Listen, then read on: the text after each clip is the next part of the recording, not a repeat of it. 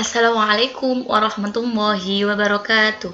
Bagaimana kabar kalian hari ini? Semoga kita semua dalam keadaan sehat walafiat. Pada kesempatan kali ini Bu Ana akan menyampaikan mata pelajaran Sejarah Kebudayaan Islam kelas 4 yang berjudul tentang ketabahan Nabi Muhammad SAW beserta para sahabatnya dalam berdakwah di LKS yang terletak di bab 1. Sebelum kita memulai pelajarannya, kita awali dengan bacaan basmalah terlebih dahulu. Bismillahirrahmanirrahim. Kemudian perhatikan penjelasan dari Bu Ana. Bu Ana akan menjelaskan tentang dakwah Nabi Muhammad terlebih dahulu. Jadi Nabi Muhammad dan diutus sebagai Rasul terakhirnya Allah. Kemudian dipilih menjadi Rasulnya pada umur 40 tahun. Beliau menyampaikan risalah kenabiannya kepada kaumnya selama 22 tahun, 2 bulan, dan 22 hari. Nah, Nabi Muhammad mendapatkan wahyu pertama yang berisi tentang untuk memerintahkan manusia menyembah Allah Subhanahu wa Ta'ala atau beribadah kepada Allah. Tetapi Rasulullah mendapatkan tantangan yang besar dari kaum Quraisy karena kaum Quraisy mendapatkan mempunyai sesembahan lain. Kemudian perintah dakwah Nabi Muhammad. Pada awalnya Nabi sangat khawatir dengan kondisi Mekah banyak perilaku yang menyimpang dari kebenaran.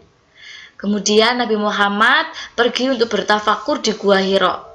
Karena melihat kondisi tersebut langsung Rasulullah memutuskan untuk bertafakur di Gua Hira. Awalnya beliau bertafakur selama beberapa jam. Kemudian lama-kelamaan Rasulullah bertafakur menjadi berhari-hari untuk mendapatkan jalan keluar agar Quraisy tidak menyembah berhala. Kemudian dengan bertafakur Nabi membersihkan hatinya dari duniawi sepanjang bulan Ramadan. Nah, ketika pada tanggal 17 Ramadan tahun 611 Masehi, Allah mengutus Jibril untuk menyampaikan wahyu kepadanya. Jadi wahyu pertamanya terletak di Gua Hira pada saat beliau bertafakur. Nah, tahukah kalian wahyu pertama Rasulullah turun? Jadi wahyu Rasulullah turun yang pertama di Gua Hira. Kemudian wahyu yang pertama kali turun adalah surat Al-Alaq ayat 1 sampai 5. Jadi Rasulullah mendapatkan wahyu berupa surat Al-Alaq ayat 1 sampai 5. Kemudian malaikat Jibril membacakan surat Al-Alaq dan Rasulullah mengikuti dengan hati yang bergetar. Setelah itu Nabi Muhammad pulang menggigil kedinginan, kemudian bercerita kepada istrinya Khadijah. Mendengar cerita tersebut, Khadijah mengajak Nabi bertemu Waraqah bin Nawfal sepupunya untuk menceritakan bahwa Rasulullah adalah Nabi yang terakhir dan resmi diangkat untuk menyebarkan agama Islam. Pada suatu hari ketika Rasulullah di Gua Hira terdengar suara langit. Kemudian beliau melihat ke atas, maka terlihatlah malaikat Jibril. Melihatnya beliau bergetar dan pulang, kemudian tidur dan berkata, "Selimutilah saya." Dengan keadaan tidur, malaikat Jibril datang dan menyampaikan wahyu surat Al-Mudassir ayat 1 sampai 7 berisi tentang berdakwah menyiarkan Islam kepada umat Islam. Jadi Rasulullah mendapatkan wahyu yang pertama itu mengenai surat Al-Alaq, kemudian yang kedua yaitu mendapatkan wahyu surat Al-Mudassir ayat 1 sampai 7 yang berisi tentang perintah berdakwah menyiarkan agama Islam kepada umat manusia. Nah, kemudian tahukah kalian dengan cara apa Rasulullah menyampaikan ajaran Islam? Setelah mendapatkan wahyu Al-Mudassir ayat 1 sampai 7 menerangkan bahwa untuk Rasulullah untuk menyiarkan agama Islam, Rasulullah menyiarkan agama Islam dengan dua cara, yaitu pertama dengan sembunyi-sembunyi.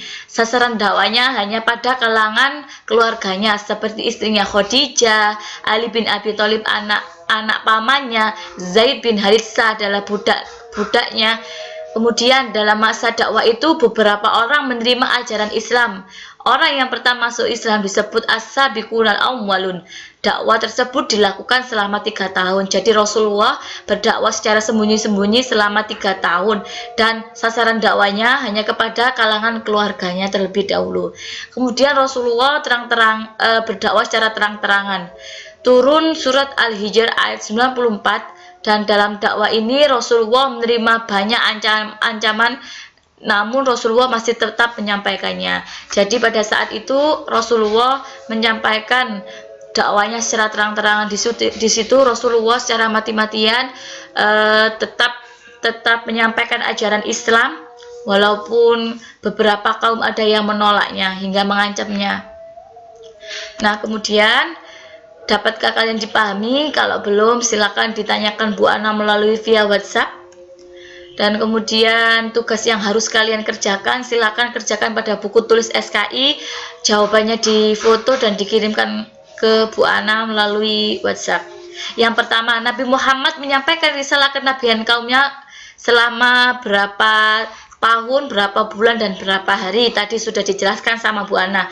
Kemudian wahyu pertama yang disampaikan kepada Nabi Muhammad berupa surat apa tadi wahyu pertamanya? Yang ketiga, kapankah Rasulullah menerima wahyu yang pertama? Kemudian yang keempat, wahyu kedua memerintahkan Nabi Muhammad untuk apa? Tadi sudah dijelaskan sama Bu Ana. Kemudian yang kelima, bagaimana cara Rasulullah dalam menyampaikan dakwah ajaran Islam kepada masyarakat. Nah, tadi ada berapa cara Rasulullah menyampaikan ajaran Islam di masyarakat. Terima kasih, semoga yang disampaikan bermanfaat. Sebelum mengakhiri, jangan lupa berdoa terlebih dahulu. Kita baca hamdalah alhamdulillahirabbil alamin. Wassalamualaikum warahmatullahi wabarakatuh.